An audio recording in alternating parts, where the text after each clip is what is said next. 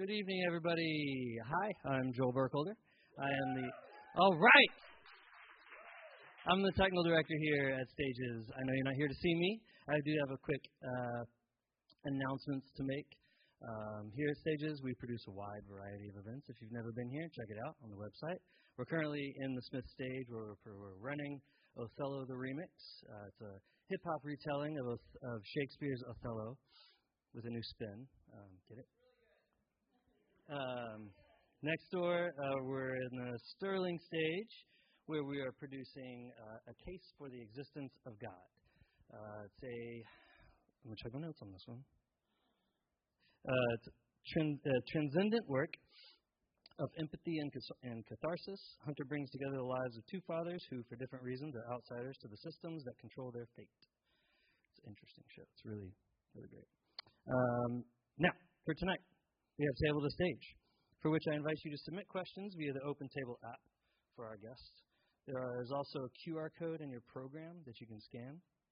If you need Wi-Fi, jump onto the Stages guest Wi-Fi. And I have another announcement. Finally, a message from Kindred Stories.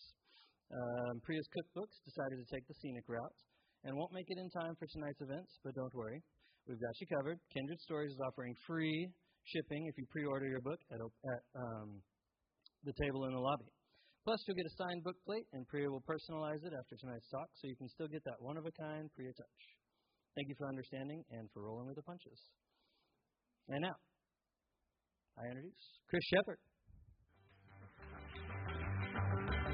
Try to see what's going down. Lord, try to read between the lines. Right here, right? All right. How y'all doing? Good? Thanks for coming out tonight.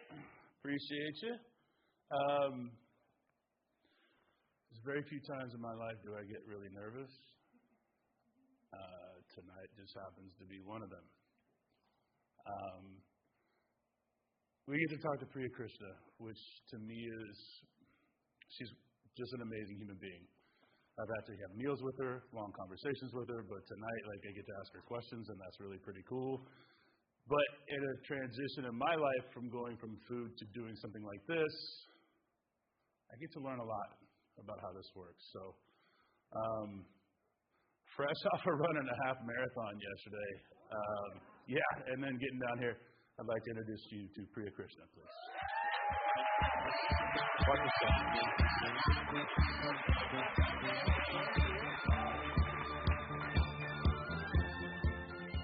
So you were in a completely different city yesterday.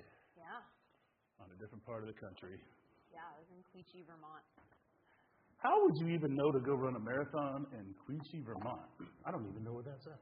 Oh, it's like one of those beautiful parts of the country. It's like near where the Ben & Jerry's factory is, Cabot Cheese. Did you stop for cheese and ice cream? I did have both cheese and ice cream. And there's there's a thing in Vermont, New Hampshire called maple creamies. I don't know if you guys have ever heard of this. It's like maple soft serve that's like extra mapley. I'm okay with that. It's really, really good. I mean, living down here, maple's not really a thing. Yeah. I was born in New Hampshire, actually. I feel like people think that I was born and raised in Texas. I was raised in Texas, so I was born in New Hampshire. So I feel like, the maple syrup runs through my blood. How long were you in New Hampshire? Not long? Like less than 2 years. Okay. Yeah. So, it's just there in your blood. Mm-hmm. It doesn't necessarily transcend your life. It's just there. You know it. It's there, but when you go to a place and you breathe in the air and you're this feels like home of a sort, but you don't know why. That's how I feel when I go to New Hampshire. I feel the same way when I land at DFW Airport. Yeah. It's yeah. I was raised in Texas. I'm sorry. I was raised in Dallas specifically. I know DFW Airport is not the sexiest place in the world, but my mom worked in airlines. I'm a DFW apologist. I feel like I should say that about, Intercontinental, but I love airports. I do too, in a weird way. I'm ready for Intercontinental to fix the trafficking situation, the traffic situations. I totally agree. My mom worked for American Airlines. We grew up basically every weekend. We would go to the airport, not knowing whether we were going to go to Hawaii or the Bahamas or like Denver, Colorado. I would pack like a ski suit and flip-flops. We would stand by all day, get on whatever flight we could. I don't call cities cities. I call them by their airport code. Okay. And my mom used to quiz me on airport layouts. So, on the back of the in-flight magazines, they have like the terminals. So she'd be like, all right, Chicago, what's the layout? And I was like, oh, so confusing. O'Hare, we've got like our terminals and our sub-terminals. So we're like in Terminal B, but we have H through L. That's a lot to comprehend. Yeah. I had a weird upbringing. And I mean, I don't consider that. I think that's very beneficial, actually. I know that, like, Intercontinental, I can, as fast as anybody can, like, I know the ins and outs and the secret ways to go, which, if you understand an airport, you're pretty good. I agree. I really love airports. See? We're off to a good start. Like, right I gotta say, like, if you want, like, the squishiness of the buns at the McDonald's at Frankfurt Airport, that is a good McDonald's. I could just do this. Yeah, I don't need any. I wrote questions down. We don't need to talk about that. The place at O'Hare, the Rick Bayless tortas place. That's good, right? Yeah, it's good tortas. So when you are booking travel, which is your favorite airport? Like, yes. Singapore. See, I've never done that. Yeah, cool. Really, really good. Like, you could just eat at Singapore Airport and be like, wow, this is a great food city, Singapore Airport. So at that point, like, do you plan to, like, if you're in a town, you're like, we need to get to the airport early. Yeah. Yeah. Oh, totally. man, can you teach my wife that? Can you teach my husband that? Yeah. I feel like they're the same. Like, I want to get there and I'll walk on. And I'm like, I'm not. No. Then the delights of the airport. What about those? Yeah. My mom likes to like mall walk through airports. We did that in Vegas yesterday. Literally, let's just go check this out. Although the slot machines make it a little bit more hard to walk through. Fair. Well, randomly, I won $250 at the slot machine in the airport. At the airport. Look at me. Didn't count. Anyway. So what is your favorite airport? You said Singapore, but domestically. Is there one that you like that you like? Airport. Because they've done a lot of revamping to the domestic airports now. I think some of the companies have come in and made it a little bit touch screeny and. I love Burbank. Love Burbank Airport. I mean, there's nothing like landing in Burbank Airport and thinking, I don't have to sit in the traffic that the LAX people do. I don't have to take that stupid shuttle to the ride. Shuttles are the worst. I will do a lot to avoid a shuttle. I've paid a lot more money to fly into Burbank to avoid that LA exit shuttle. I think that's probably a pretty good plan. In Burbank, you get to do that thing that you only see in movies where you walk off the plane and you're like in the tarmac. You know, like you only see that in movies where you're physically walking like off the plane. Yeah, that's a small airport. And you're next to another plane. I feel very fancy when I get to do that. I'm looking forward to it. We're going to Aspen here for Food and Wine not too long, and that's the same thing. You just right onto it. Great. I do not like flying in there, though. The turbulent thing. I'll never go to Aspen for that, for many reasons, but that is one of them. It's I can't literally do terrifying. Small planes. No, Yeah, it's not my favorite. Can't do it. All right, so you born in New Hampshire, maple syrup running through your veins, and then you guys moved to Dallas because of American? Being I mean, it's it's like a sad but then happy story. We were living in New Hampshire. We lived in Nashua because my parents were working in Boston, but it was cheaper tax-wise to live in Nashua and commute over to Boston. And my mom's parents were helping raise us, and then they died very suddenly. And she had sort of told my mom that, if anything happens to us, I really need you to be with your brothers. And my mom's brother her youngest brother had gotten a job at American. So basically my mom and her other brother just up and moved to Texas. They knew nothing about Texas. Literally nothing. They visited once. Texas wasn't. This was like Texas in the 90s. It wasn't what it is now. Without knowing anything about the place, without having barely visited, with only knowing one person, they just relocated. And coming from, quite frankly, a very small town to what they call a metroplex, I think is what it is, right? But weirdly, I feel like they landed here, and I remember my dad just being like, "This is just like India." There was like a local Hindu temple, and it was hot.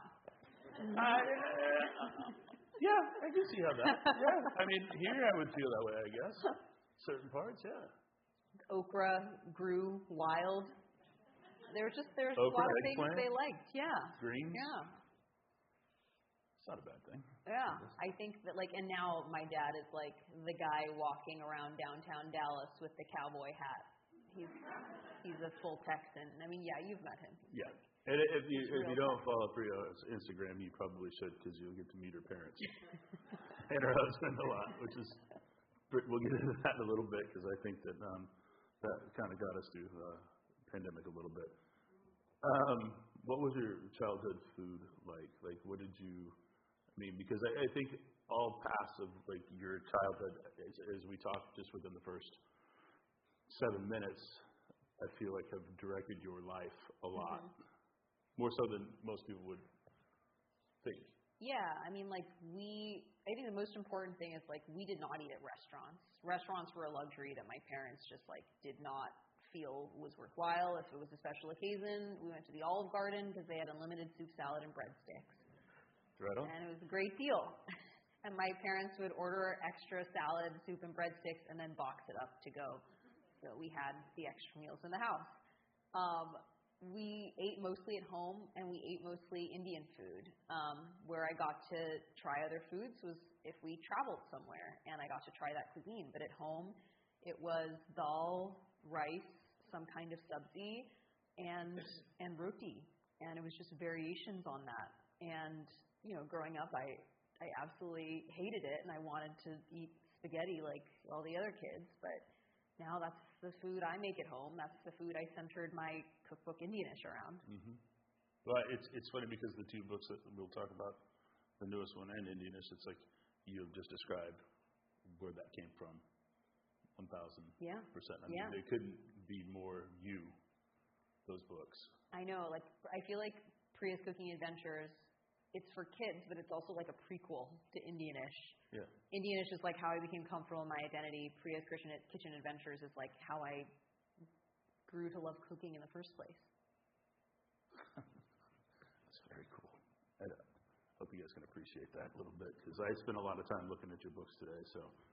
And when you sent me the Cooking Adventures, and I'll get more into that in a little bit, but I think that's one of the most. You don't have children. Lindsay and I don't have children, but the children's cookbooks are some of the most important things I think that can be written. And you did a very good job with that. Oh, thank you, Chris. Yeah. I mean, we'll talk about it a little bit, but we'll talk about it now. Hell with it. I'm just going to get lost in my notes, and we'll figure it out anyway, so it doesn't really matter. Lindsay sent all the questions over to Priya, and as she did exactly as I would and didn't read it. So it's good she has no idea which way we're going. But my mom and dad are here. Hi, Mom. Hi, Dad. And usually it's my mom and dad. Last time when we did an event together, my mom and dad were here. It's the family's always got to do it. But they bought me the Mickey Mouse, or the Walt Disney Mickey Mouse cookbook when I was 8, roughly. Mm-hmm. And I just remember laying on the kitchen floor, reading that book, and looking at the photos or the drawings of the characters, and and at that point, they'd be like, I want to make this. And they would like, okay, let's write a shopping list. We'd go to the store. Yeah. We would eat hot dog pizzas. And they would help me make it. And just to know that book influenced my life enough for me to want to cook. Yeah, that's awesome. Do you think about how that could change a lot of people's lives at a very young age? Because what was in the Walt Disney book and what's in your book, Yeah. Totally different. There's no giant Dagwood sandwich type thing, and yours is very much based on your travels as a child. I mean, I'm very hopeful that it can have that effect on people, but like you're right, it's not. I would say children's cookbooks today are like pretty homogenous. They're pretty white, honestly, like mostly written with a white audience in mind. I find that they like often like talk down to kids. They don't like challenge kids. It's a lot of like cutting sandwiches in the shapes of hearts. Yeah, like, I did that. You know, like which is like great. Yeah. You know, nothing wrong with that. They were delicious. I'm sure they were delicious. But like I remember growing up and being like, I love these books, but like they didn't seem like they were for me. I felt like I was sort of a guest in these books. They didn't feel like they were written with me in mind. The hands in them were white. The recipes, like I remember, like I feel like kids' cookbooks were my introduction to the very exotic cuisine that is like white people food. Yeah. You know, I learned what a popover was. Yeah, hot dog pizza. I learned that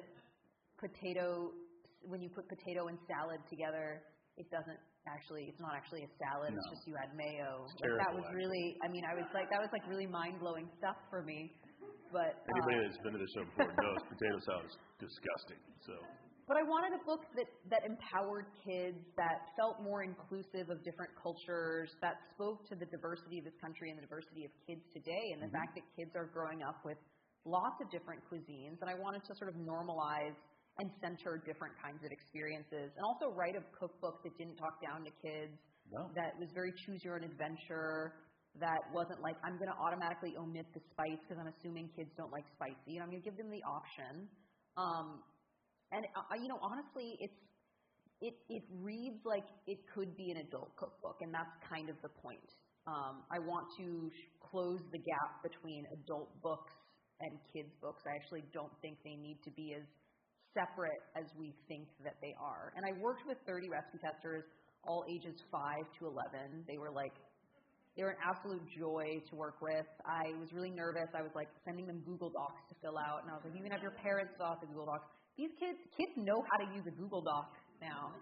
They are very smart. They sent detailed feedback, and unlike in Indianish, my testers were like, they would do the whole like compliment sandwich thing, like this was good, but you can improve this. No, kids recipe testers were like, this was yucky. Like I straight up hated this. That's kind of harsh. Yeah, but like I liked the honesty. Like I cut recipes based off of their feedback. I tweaked recipes based off of their feedback. Their feedback was very, like a lot of it was just very insightful. Like, you know, a kid who was like, you know, I tasted feta, and the feta was really salty and really briny, but then when I put it in this dish, I found that it tasted less salty. Like it was balanced by the vinaigrette. And I was like, yes, because they're like understanding what the point is of putting cheese in a salad. Yes, it makes sense. But I mean, it's not a book that has the grilled cheese. It definitely is. There's composed dishes you challenge the kids, which I think is pretty impressive because it is like when we flew to this, then we went to here, when we went to here. These are dishes based on these countries and cultures. And it was really impressive because I was like, I'd have been a really good cook if I would have started this at 8, right? Would have been a really good cook. Yeah. I mean, yeah. Let's unpack that. I mean, I don't know.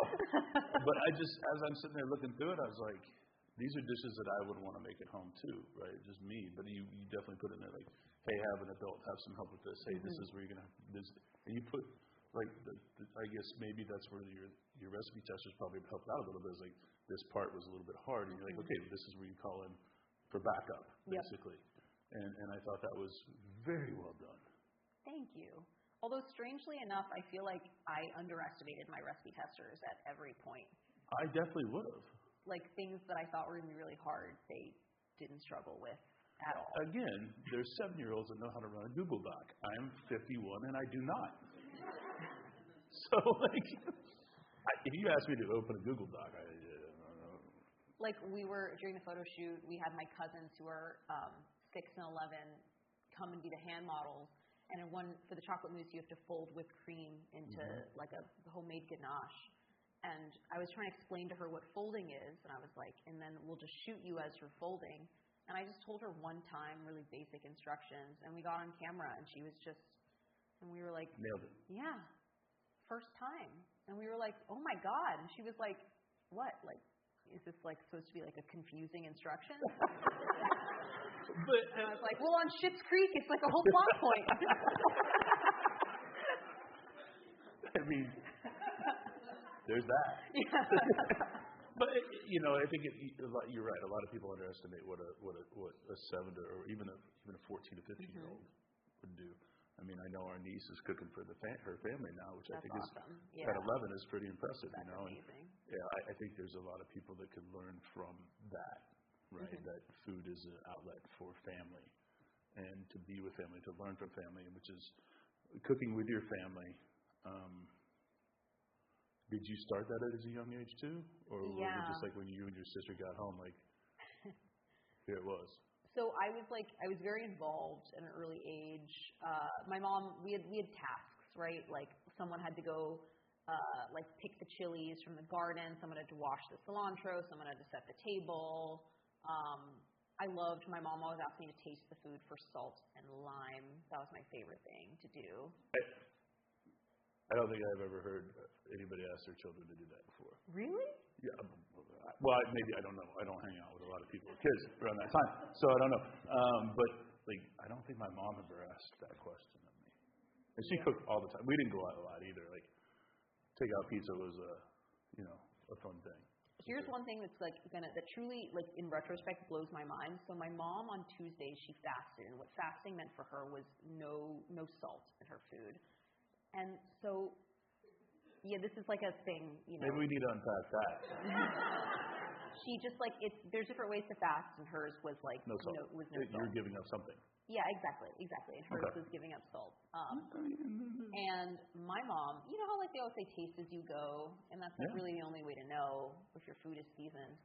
My mom could season her food perfectly without tasting it because she couldn't eat salt. Like, on Tuesdays, she would have me taste it. That's how this started, because on Tuesdays she couldn't eat it, so I would taste it. And looking back, I'm like, she always nailed it. She always nailed it. I'm like, how do you? To this day, I can't do that. I rarely nail. I'm constantly tasting, adjusting, tweaking. Do you want to eat it after you do that though? Yeah, of course. Really? I think you've done this professionally for so long. I quit kitchens after 2 years. Yeah. Still. At that point, but how did she figure this with no salt? Was it spice? Was it chili? Was it acid? She just knew. She just knew intuitively how much salt needed to be in a dish. Because I'm trying to wrap my head around not using sodium. Oh, well, for herself, she would basically make. She had a few dishes she would make. She would make one, it was called dahi chini chawal, which is yogurt, rice, and sugar all mixed together. It's just a little rice pudding. She would either eat that, or she would boil potatoes, break them apart, and then put cumin seed and red chili powder. And without salt, it actually tastes really good. So that sounds like I don't like potato very much. So replace with rice, I can do that, I think. Yeah, I'm not trying to change your food by any means. I'm just wrapping how I would do that on a Tuesday night at my house. She didn't it's not like she enjoyed it. It was just her, after her father passed, he used to fast in that way. Okay. So to honor him, That's that amazing. was her. He did no salt on. Yeah, and she still does it. Really? Yeah, no salt. That's great. Tuesdays. Yeah. I'm just trying to put through my head what ingredient would I add into it that. The food is not it's not good per se. Well, no, I'm sure it is though. I'm sure it is, but I'm thinking about dishes that I made that had used salt because of other things that are into it. But you can't use salt. You can't use feta, soy sauce. And I cheat a lot, and that wouldn't work out. Because I'm maybe you did that. No, you're right. All right. So boiled smashed potato. Red chili powder. Red chili, coriander. Cumin, yeah. Cumin. What did holidays? You said Diwali is your favorite holiday, right? Diwali is one of my favorites. Yeah. I loved it because my mom, that was when she fried puris. Like freshly fried puris are just the greatest food ever. And she never freshly fried them except on Diwali. And she'd make this butternut squash with that I told you about with fenugreek and lime and tomatoes to eat with it. And we got to eat sweets. And usually I could invite a friend and their family over, and we'd like tell them all about what Diwali was, and we would get to wear our Indian clothes. I just I loved it. I loved that holiday. It also for me was like the start of the holidays. You still get together with all the family? Last year we were all together on Diwali, but now I feel really lucky in New York. I've cultivated a real community of other South Asians, and so we host dinner parties. We throw parties. I bust out my langas and I go to all of my friends' Diwali parties, and it feels really cool the way the diaspora has taken that holiday and just made it a really big thing. That's amazing. Yeah. So, and then you talked about, we were in the back and we were asked these questions, or Priya was, Thanksgiving. Yeah. I'm not going to lie. Does this happen in Dallas or New York? Because I'm going to buy a plane ticket. It does happen in Dallas. Okay. If you were to make a guest appearance, I think my parents would love to have you.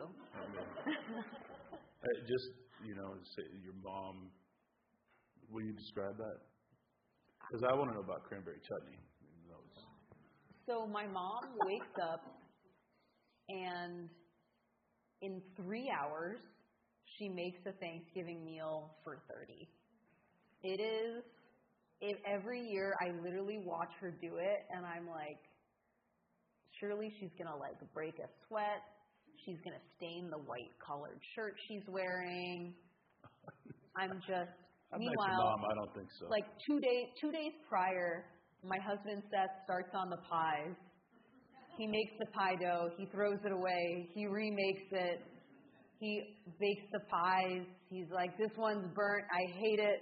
Tosses it in the trash. Literally the vibes could not be more different between, because I mean, Seth loves to make things as difficult as possible, and my mom likes to be how can I feed an army with make something delicious, but not spend all night at the stove. I think that's a skill. It's a skill. My mom truly taught me how to dinner party.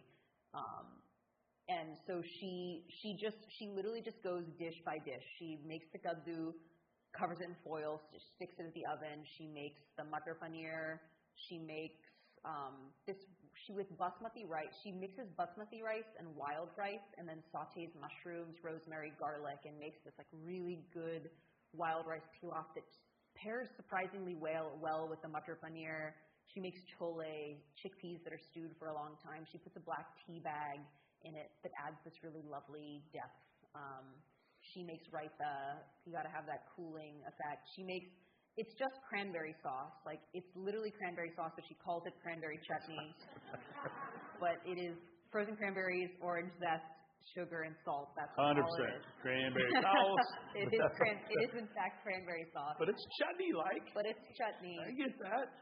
She does that thing that Indians do where they call things that are not Indian.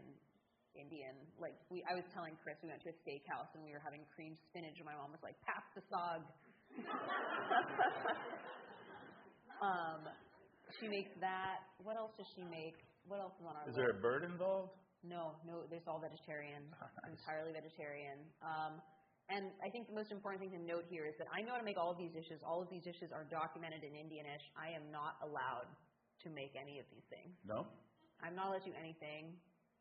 It is actually, it's so humiliating year after year. I'm like, Mom, I've made this on television. Yeah. Literally. And she's like, nah, it's okay. Oh, you make it very interesting. But it's one of those things where, I think I'm a very good cook, but of course I'm never gonna be as good at, everyone has a complex about their parent, not cooking as well as their parent. It just will never taste the way that it does when your mom makes it. I can't make lasagna for shit. Yeah. I mean, I make it all the time. It's delicious, but does not live up to that woman right there. So I did for the Times last year. I made my version of my mom's Thanksgiving, and I had my cousin Meha come over, and then my friend Kate. Meha's obviously eaten my mom's Thanksgiving. Kate had not. Kate was like, "This is delicious," and literally in the video, Meha's like, "This is different than yours."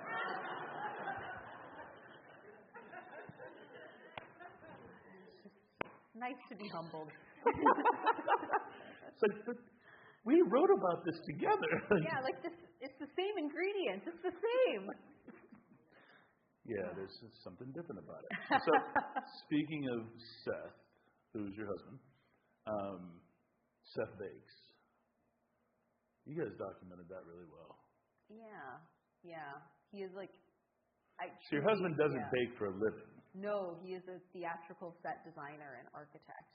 He has a very cool job, but everyone thinks he's just a freelance baker. I mean, forever I was like, I don't know what he does, but he's overly critical of everything that he makes. You're like, it's delicious. He's like, Yeah, that's sort of. I feel like that is like a very architect thing. Is he still doing that all the time?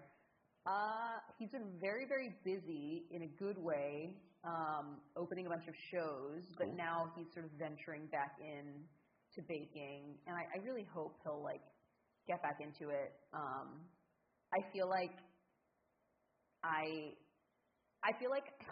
this is me calling myself out. I feel like he used to do like these 3-day baking projects, and I'd be like, yeah, I just want some cookies. So I feel like I kind of broke his spirit where he was just like, okay, fine, here's like a fucking cookie. He's making everything under the sun. You're like, just a chocolate chip would work great for me. I guess like, I don't know. I just am someone dessert-wise. I mean, all food. I really like the like simple. I love pie. I like cake. I like cookies. I don't need the deconstructed version. I don't need the fancy stuff. I get it. I like the old stuff too. I do like a baked Alaska. I know that's fancy, but yeah, I love all that stuff. I would eat ice cream cakes constantly. It's too much, yeah. Just saying. I enjoyed watching him bake everything and being very meticulous about it. And I think he's gonna slightly irritated by half of it. Why? No, not me. I feel like he was irritated by himself. Like, it was hard for it to be. Yeah. Nothing is ever good enough. Out of, let's just say 50 things that he made, how many was he really happy with? I think one. I was going to say he's very critical of almost all of them. Like his donuts. He's confident in his donuts. One of the funniest things that's ever happened, Seth always thinks that when people compliment him, they're like blowing smoke up his ass. Yeah. You'll appreciate this story. We were at this the New York Times Cooking Festival, and Seth made apple fritters, and he was kind of walking around just handing them to people, just, for fun, this unlicensed food vendor. And, I just whip these up in the house. And he went up to Brooks Headley, who, if you don't know, is like just an unbelievable pastry chef. He used to do pastries at a very famous restaurant called Del Posto, and now runs a restaurant called Superiority Burger, wrote a dessert cookbook, huge curmudgeon, like sort of very punk. And Seth just like handed him a donut, not knowing who he was. He was like, hey, guy in a hoodie, do you want this donut? And he ate the donut, and Seth and I were walking away, and I turn around and I see, if you know what Brooks looks like, this will be funny to you. He is like jogging over to Seth, like kind of like, woohoo. And he's like, did you make this? And Seth is like, yeah. And he's like, dude, like this is the best apple fritter I've ever had in my life. And Seth is like, that guy, whoever he is just blowing smoke up my ass. Which I will say that the apple fritter is the greatest donut of all time. I love apple fritters. Oh, they're so good. I know that's a lot of fighting words for people, but glazed donuts, fritters. Not good. Fritters, delicious. I love all donuts. Glazed donuts, yes. Chocolate donuts, You're yes. donut fan, huh? I love donuts. I think donut shops here exist because of kolaches. In Texas, at least. You know what my favorite Texas donut shops are? The ones that just donuts. Yeah. You know those at the Seth is also, when Seth first came to Dallas, he was like, where should I go get donuts? I was like, anywhere that's just donuts. Yeah. Yep. It's a true statement. I'm bound to have a really shitty kolache that I'm just going to love. Says jalapeno cheese. I don't see no jalapeno. There's like a hint of jalapeno. It's like a little squiggle of jalapeno. It's just a little tiny one that they bake on top, and the sausage Yeah. might have it, might not. I don't know. It's not my favorite, but I still will. Yes. What was college like for you, and where'd you go? I went to Dartmouth in New Hampshire. Did you know you were doing it for journalism? No. I was a government and French major, actually. I joined the newspaper, but I truly had no idea that I wanted to write about food until going to college. High school was very rough. I didn't love high school. Sort of lived in the shadow of my older sister, who is incredible at everything. Who among us didn't have a older sibling who was extremely popular, dating the hottest guy in school, sports captain, student council president, beloved by teachers. I literally joined the track team and found I was really good at the triple jump, and the coach was like, oh, if you're good at triple jump, maybe your sister is good at triple jump. And then brought my sister on, and then she was better at me at triple jump, and there was only one triple jump slot. And it was just That's a shitty move. I know. Coach Johnson. And so I was just I just came to college just ready to be my own person and stand on my own 2 feet. And I loved college. I just went to college with a bunch of just nerds, and I loved it. And I loved it. Yeah, I love going to class. I love the smell of old libraries. But it was very much a people who worked hard but also really liked to socialize type of environment. Okay. And it was where I started writing about food. There were 5 restaurants in Hanover, New Hampshire, but I came up with this column where I'd go into the dining halls, come up with ways to jazz up the dining hall offerings.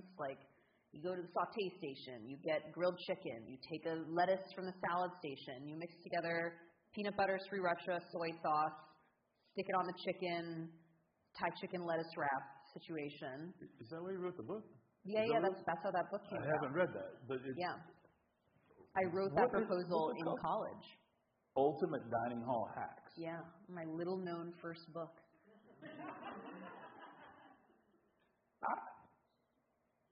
I didn't, I haven't read it, obviously, but I'm sorry, I apologize, I shouldn't say it like that. Okay.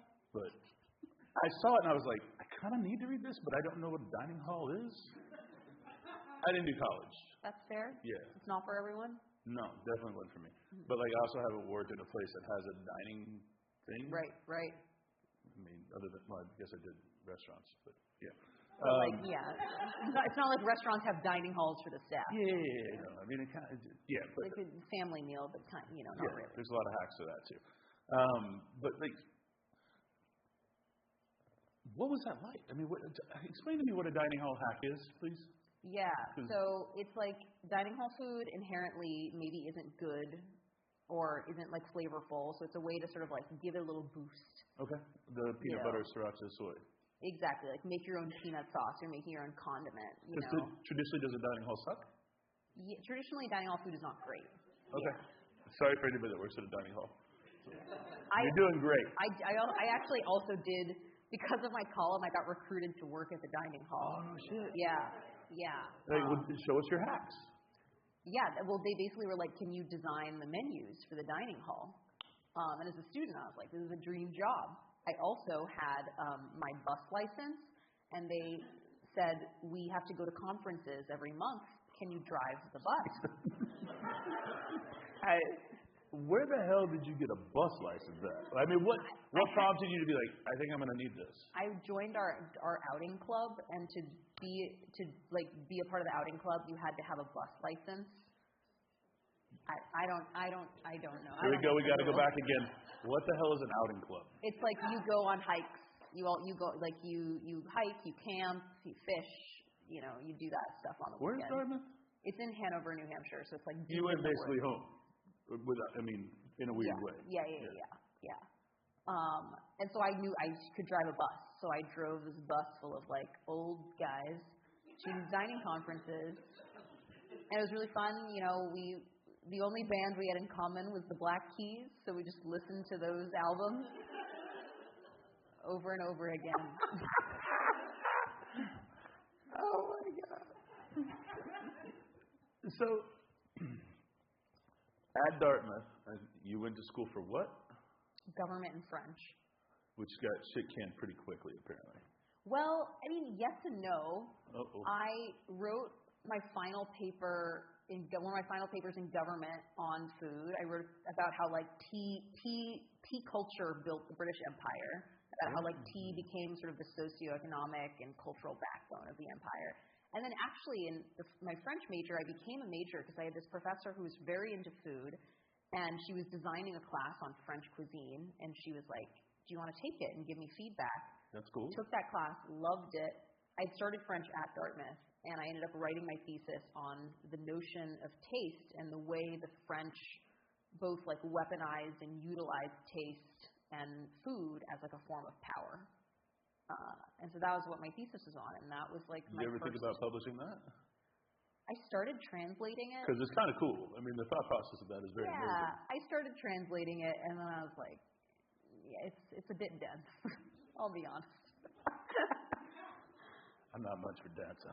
Yeah, I don't know if it's like a page turner. But so at Dartmouth, that's when you decided to go into food journalism, or it was when I was after? Because you wrote about the dining hall. Yeah. But you didn't put the book out while you were in college, right? I wrote the proposal while I was in college, and it came out right after I graduated. I mean, that's pretty smart. Yeah, I didn't really know what I was doing. You did it all right, I guess. I like Googled how to write a book proposal, and I remember I was home for winter break, and my dad and I mailed like 20 book proposals out to publications or to publishing houses. And then as the rejection letters would come in, my dad would just scan and send them to me.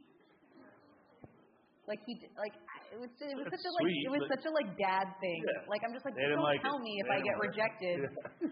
And he would like do like a nice proper scan and send it. It's funny, but it's sweet. Just like, all right, well, thanks. You got 34 of them, and one said yes. And one said yes.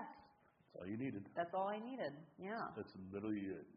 And so then, how did the journalism thing take off after that? Like, what was your career path after you graduated from Dartmouth with a political and French major? I mean, it was really tough because at Dartmouth, they're really like pushing the like consulting, finance, grad school track. It sort of feels like you sort of feel like the only. No, of course not. My spirit was broken in high school by Coach Johnson. We need to leg sweep that guy. I basically like. I was very frustrated because I had no ins. I had no parents who knew people. My parents worked in like the software world. They had no connections, and I felt like everyone around me was getting jobs through people their parents knew, their own connections. And I was just like, gotta build my own. So I just like made a list of people and publications that were interesting to me, and just started firing off emails with specific asks. I emailed anyone and everyone that had like interested me over the past few years. One person responded, and it was someone you know. It was Francis Lamb, who edited both Chris and my cookbooks. And it's just an amazing sweetheart of a human being. And at the time was a food writer, and I asked him if I was like, is there an internship at your publication? He was working at this place called Guilt Taste, which doesn't exist anymore. Yeah. And he gave me really good advice. He was like, I get a lot of emails from people who want to write about food, but like, think about like, do you just like food, or do you live and breathe food? Do you obsessively read menus? Can you not stop thinking about it? Do you overanalyze your food? And he just sent me this list of like 12 questions. And you probably could check yes on and it really yeah. made me realize, like, I like food an unnatural amount.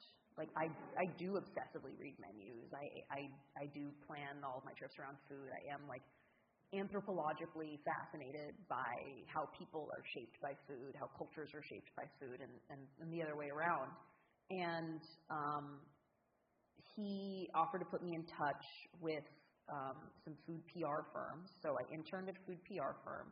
And while I was doing that, I was still sending cold emails. And there was this food magazine I had been gifted in college called Lucky Peach. And I was obsessed with it. It was, like, so cool. It felt like a punk rock magazine, but for food. Like, it was like nothing I ever seen before. And so I just sent an email saying, I saw that you all just left your publisher. And if you're looking for help, let me know. And they emailed me back, and they said, we're looking for a customer service representative. And I was like, well, this isn't exactly an editor position. I would take that job right now. But I'll take it. And so I got to work. I mean, it was like the greatest first job ever in so many ways. I still think that Lucky Peach was one of the greatest editorial pieces that was ever put out. I agree. I agree. It, like, definitely shaped who I am and how I write in so many ways. And I would suggest that anybody in here that cooks or likes to cook, just go back and find the old ones. Yeah. Because I think there's so much knowledge in those magazines. So much good food writing, like some of the best food writing ever. Yeah. How long were you there? I was there for 3 years, and Lucky Peach was owned by Momofuku Restaurant Group, which at the time was, like, white hot in New York. So I was getting an education in food magazines and getting education in how, like, a really popular restaurant group was run. I remember, and I was sort of, like, working across both. Like, I remember one day someone just came up to me and was like, do you have good handwriting? And I was like, sure. And I was sent to 11 Madison Park to handwrite menus for a collaboration dinner that was happening between Momofuku and 11 Madison Park. And while I was sitting there, one of the chefs just came up to me and was like, oh, your hands probably hurt. Like, you've been doing this. Like, where do you work? And I was like, I don't actually work for 11 Madison Park or Momofuku. I work for this other food magazine. And they took pity on me, and they served me, a 21-year-old, their tasting menu just at the little table. And, like, young Priya was just like, seems like this restaurant's got some potential. They might make it. It'll be all right. I mean, that had to be one heck of an experience. Yeah, I mean, like, it was like the kind of stuff where you're out and about, and there's an email that goes out that's like, there's been a no-show on ribeye, and it's midnight. If anyone who wants to come to the restaurant, come. And the whole staff descends upon Momofuku Sambar, and you're eating ribeye and oysters and French fries at midnight. Like, okay. It's like... Twist my arm. I was eating foods that I'd never eaten before. I'd never eaten fish sauce before. I'd never had an oyster before. I'd never had andouille sausage before. It was like, I'd never had a sardine. Like, it was just this education in cuisines and flavors and how the restaurant industry ran. It was an education in how toxic and abusive the restaurant industry was, because frankly, there were so many parts of that company that were very, poorly run. It showed me that the industry is very much, oftentimes, is a house of cards built on sort of the assumption of very cheap labor. I was cheap labor for, this food magazine. It was the good and the bad, but it was a really, really valuable education. Yeah.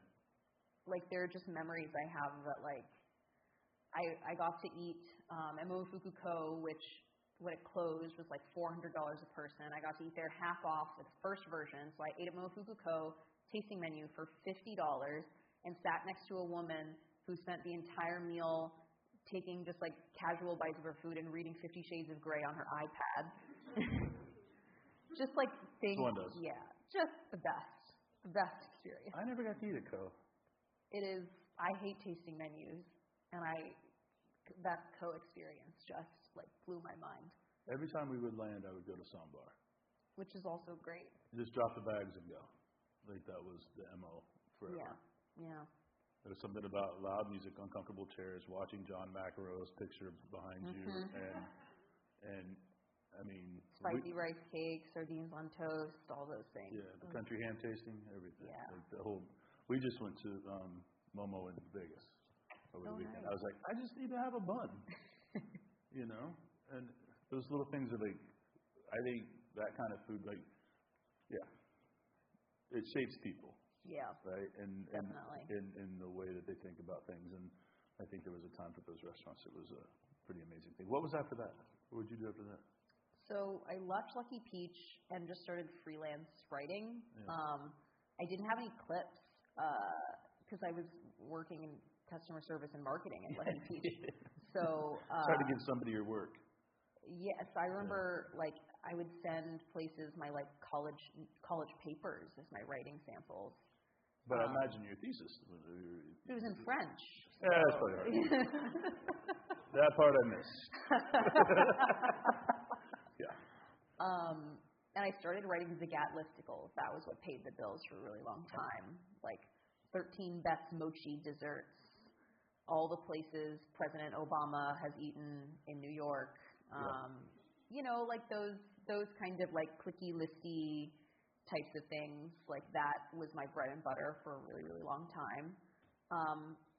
And then I got a contract gig at Bon Appetit to write, and I had a book coming out called Indianish, and so their head of video, realizing that like the entirety of their test kitchen staff was pretty white, basically was like kind of made me an offer I couldn't refuse, being like, you have a book to promote and we have this really popular YouTube channel. Do you want to become on-camera talent? So that was my foray into video. And then because I went down the rabbit hole today of the Priya Krishna YouTube. Pretty good videos. There's one I want to talk about. It's not a bad thing. Which one? No, it was one that I was like, this is a very interesting subject to me. Oh, which one? And it is, should the ethnic aisle exist in grocery stores? Yeah. And I can see the pros and cons, right? And I just thought that was such an interesting, like, how you felt about it. Can you walk through that? Like, what you think? I mean, I basically... Because you walked through a grocery store in the Bronx, I think it was, or maybe Brooklyn? It was in Queens. In Queens? Food Bazaar. For so long, I felt very wronged by the ethnic aisle growing up. Yeah. I was like, how is my culture sort of flattened into this one aisle that comprises all of the other non-Western cultures? Like, it just frankly to me felt like flat out racist. But I wanted to like understand why does it exist? Are there efforts to change it? What would changing the ethnic aisle look like? So I interviewed grocery stores. I interviewed the people who are put in the ethnic aisle, the products that are put in the ethnic aisle. I talked to customers, and I learned that many of them do believe the ethnic aisle is problematic. And yes, the ethnic aisle is very much like an example of the sort of the white-centric world we live in today. But it's also very hard to dismantle, because one thing that a lot of people pointed out was like, okay, well, if we moved everything from the ethnic aisle into these different categories, would we just be like flattening these condiments, like putting, calling things breads that aren't breads, calling things pickles that aren't pickles, like. And I don't know what the right way to do it. Like, grocery stores just need to be like 3 times bigger is the only thing I can think of. Like, Food Bazaar does a really good job, but they're huge. Yeah. They divide it by country. I mean, it is like just a sprawling grocery store. I would love that grocery store. That is the best grocery store. But like, like what Trader Joe's does, I don't find great either. The like Trader Jose, Trader Ming, or whatever. Like, I just find that like. That feels as problematic as the ethnic aisle. I'll be honest, like, I think I've been in Trader Joe's once in my life, and it was like, I got to get the hell out of here. This isn't really a grocery store. It's like a stop and go that's bigger, and I don't like it, and I got to go. It's kind of how I felt. And so, sorry if anybody is Trader Joe's centric, but whatever. Oh, we're in H-E-B country now. Yeah, so, but like, but it really made me think about that, right? As big as an H-E-B is. Yeah. Right? where does fish sauce go? I actually think H-E-B does a better job than most, and I think it's specifically with making like Latino items feel normalized, and that's because we are in Texas. We are in a place where like, you know, we are essentially a majority minority state, I think, at this point. And they actually do, I don't think, some of their grocery stores, like there's one in San Antonio I went to, they don't even have an ethnic aisle. And however they categorized it seemed to make sense to me. Well, I would say, if you're here in town, if you haven't been to Mi Tienda, you need to go to Mi Tienda. That's an H-E-B brand. That's awesome. Yeah, Mi Tienda is great. Yeah, the 50-foot of grilled chickens, like, and then somebody popping out hot tamales. Yeah, it's just amazing, actually, I think. But like, I think about walking into my H-E-B in Montrose and being like, if that aisle didn't exist, where would the gochujang be? Where would the fish sauce be? Where would this be? Because it's very unique items too. And does it take away from sales from those companies, especially the smaller companies? And like, it's a quandary. Because when I first moved here in '95, Fiesta did, I think, a fantastic. I love Fiesta. Yeah, I did too. And I think there's still one, right? Or a couple. They're very much hanging on. But there's one on like North or South Main or whatever it is, Main by the stadium. And like, you walk in, it was the first time I ever saw like in a grocery store. It was like, this is this, this is this, this is this, this is this, and it was like 5 aisles of that. I kind of miss that too, though. I know. It's like I love walking into like an H Mart and there's like an entire aisle of tofu, an entire aisle of kimchi. It's amazing. Which I do hope that becomes more of the norm. What I don't want to happen is this like private labeling, like taking, you know, what's happening where it's like Trader Joe's sells like Korean hot pepper paste and it's essentially gochujang, but they're just like whitewashing it and profiting off of it. I hope that money goes to those actual companies. I kind of like that. I like where it stays. It was a great video, though. Thank you. And then I watched you at a seafood place, a seafood market. The grocery store, yeah. I don't know how they $15 lobster roll. I don't know how that existed. It was a thing that I thought a lot about. It did not make the cut, but I was like, how? Yeah. How? So on all of the things that you're doing, you're writing books, let's talk about the New York Times in a second too, but then the YouTube thing. Like, how do I transition into that? I wrote a wine column the other day about French fries. So let's see, I'm really doing great at that. But like, how do you like it? Do you enjoy it? Do you enjoy the camera aspect of it? Yeah, I really do. I feel like for a while I was like shy about the fact that I like really enjoyed on-camera storytelling. But like, I love, like, you know, I do this series in the New York Times called On the Job that looks at the unseen labor in the food industry. We've profiled a bodega owner. We've profiled a dishwasher in a fine dining restaurant. That guy was tall. He was amazing. Yeah. A cafeteria cook in the largest middle school in Queens. And these shoots usually have 4 a.m. call times because that's when these people go to work. And I am not a morning person, but I love just like, I love like being at 4 o'clock in the morning, being on camera, riding the subway with this bagel roller. Like, it just makes me so happy telling those stories on camera and people being able to like visualize this work and hear their stories from their own mouths rather than me telling it in a story, which is also great. But I feel like telling these stories over video is just like tremendously effective. And I would never want my job to be just sitting in front of a computer all day, talking to people on the phone. Like, I really love being like out there in the field, talking to people, interacting with them, empathizing with them, humanizing them.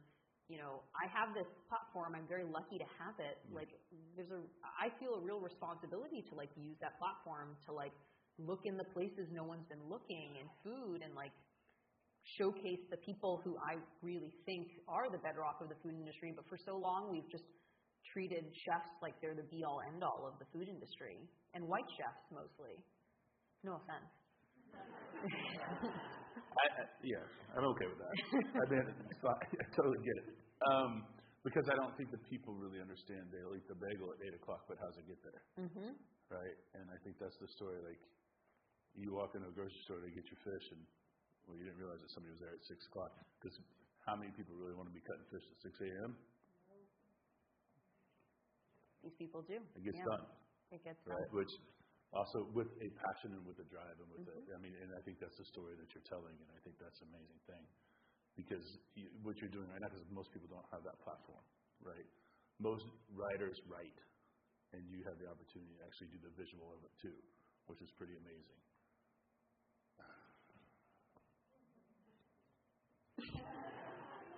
I told you I was nervous. Nervous, amazed. Go through the list. I talked about dining hacks. I'm going to have to figure that out. I'll send you a copy. No, I'll go get one. I just need somebody to take me to a dining hall.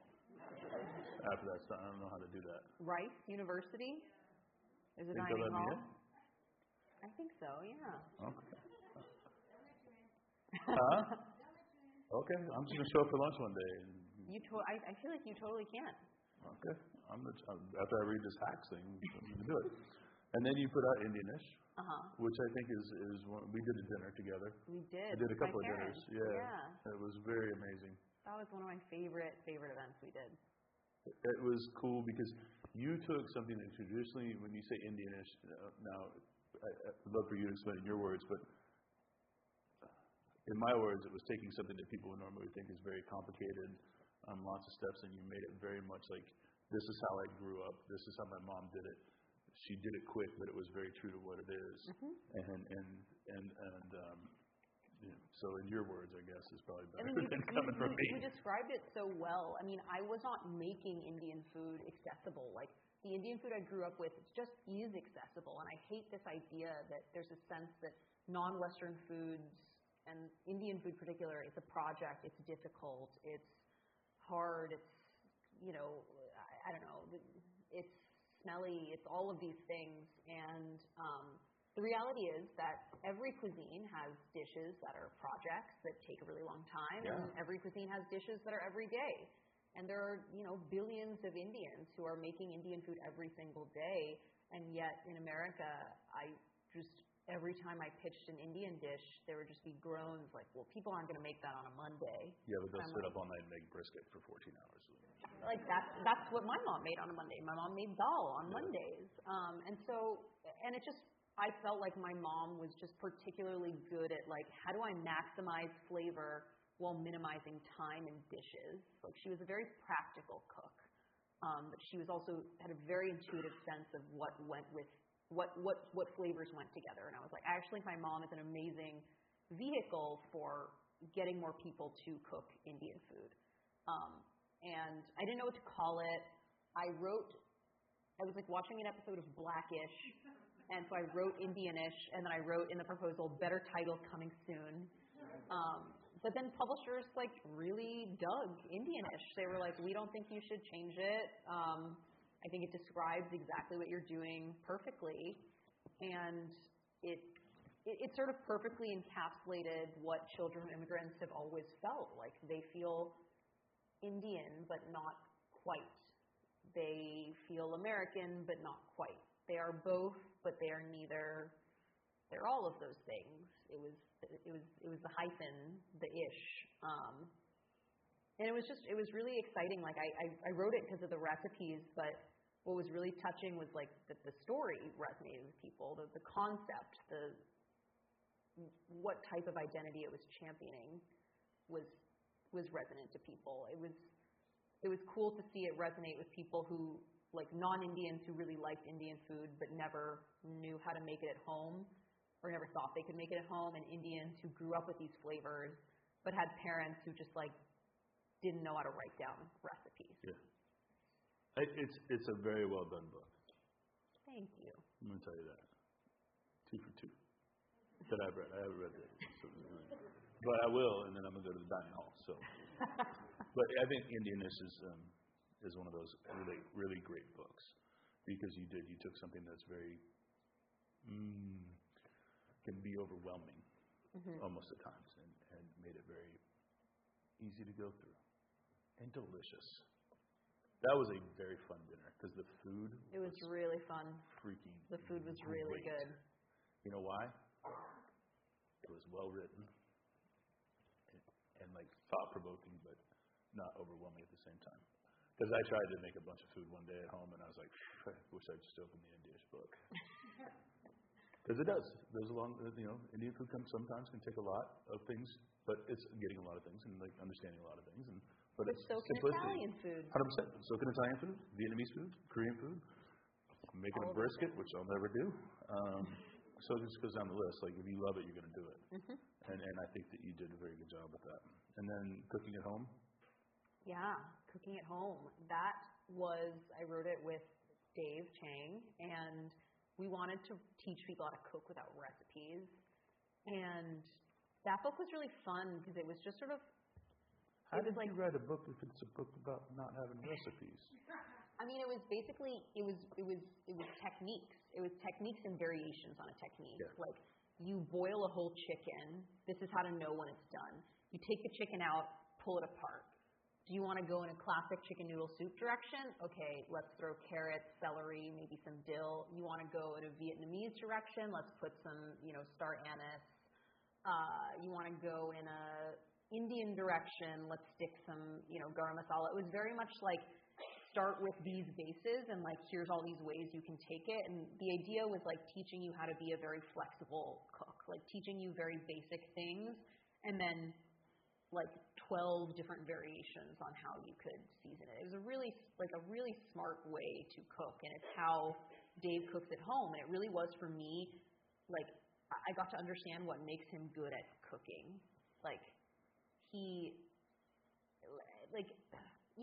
chefs often have like the better than food writers, better ways to describe things. Like I remember I was trying to get Dave to tell me how he knew when a certain cut of meat, it was like chuck, he like had roasted or boiled chuck or something like that.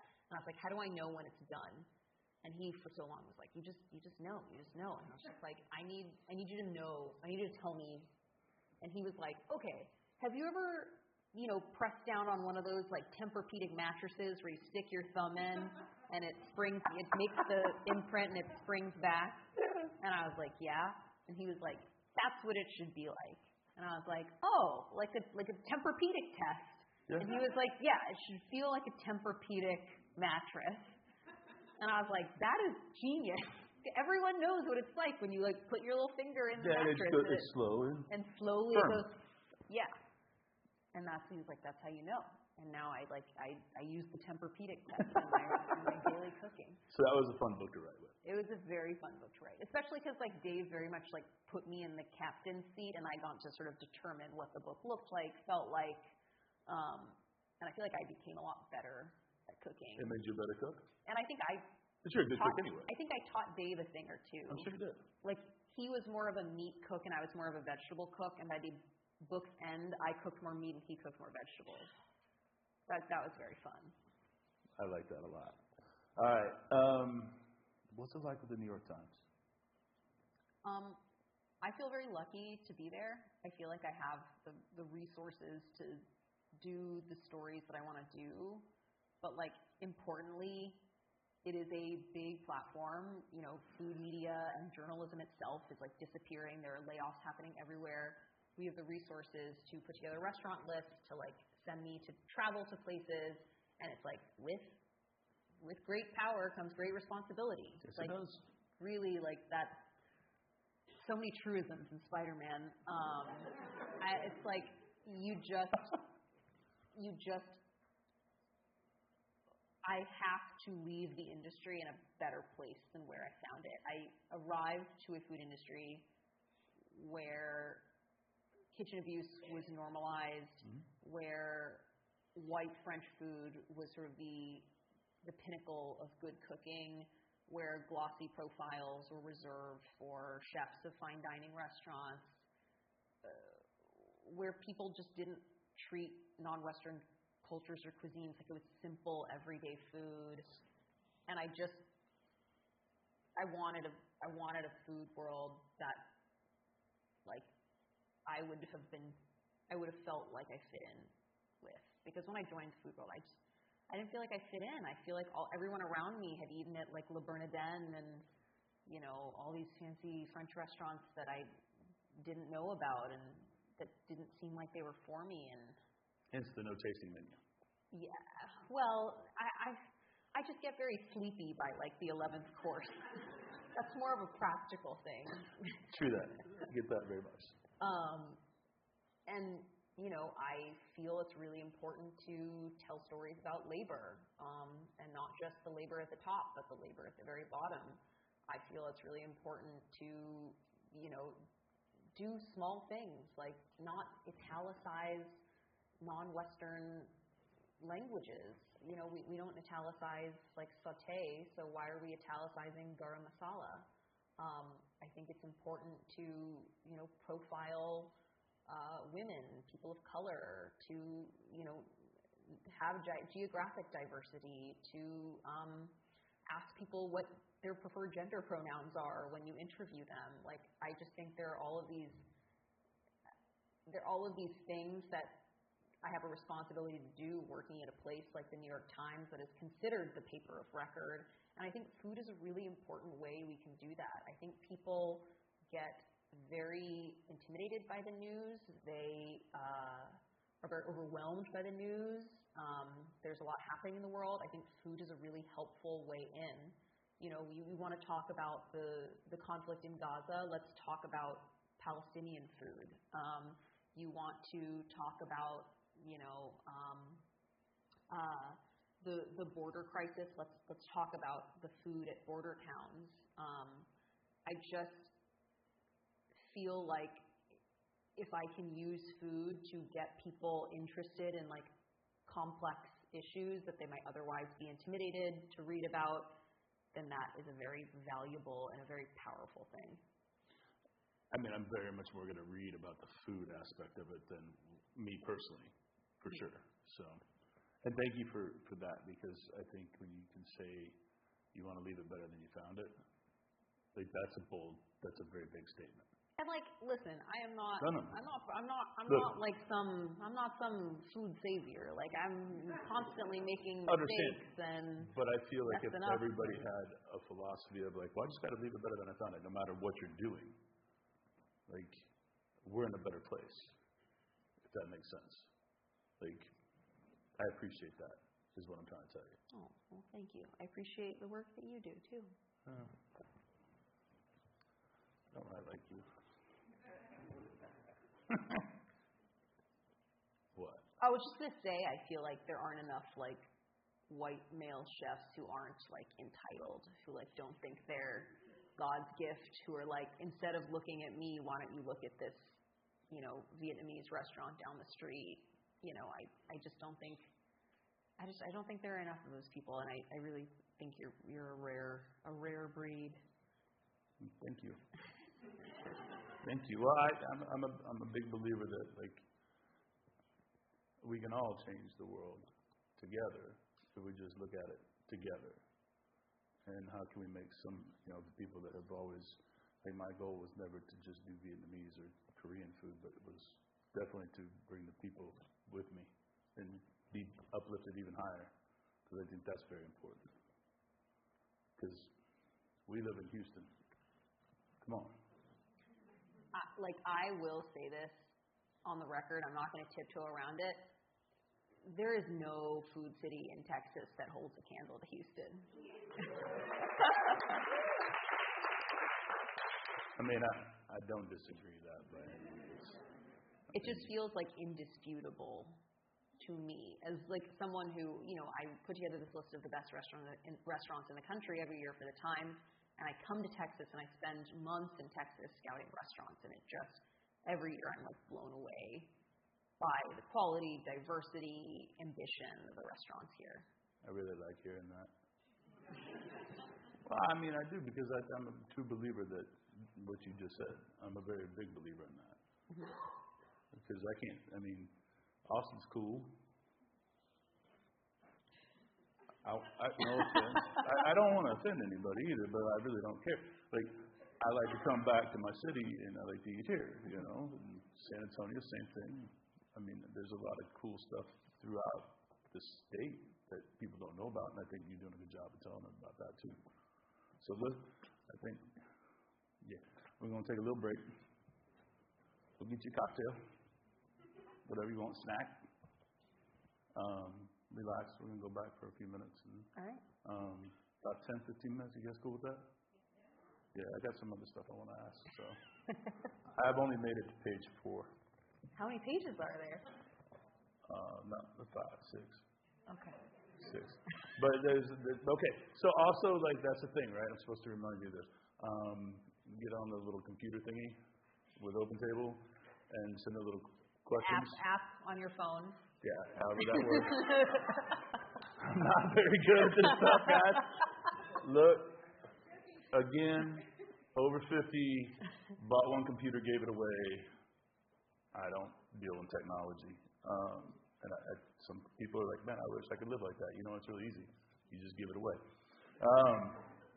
But yeah, you can ask the questions. We'll come back and answer some of those questions. You put it on the app. You Yeah. open the app and you type the question on. I just wanted to. Thank you. Man, you should do this more often. Yeah. All right. We'll be back in 10. Yeah, come on back. I'm going to take my little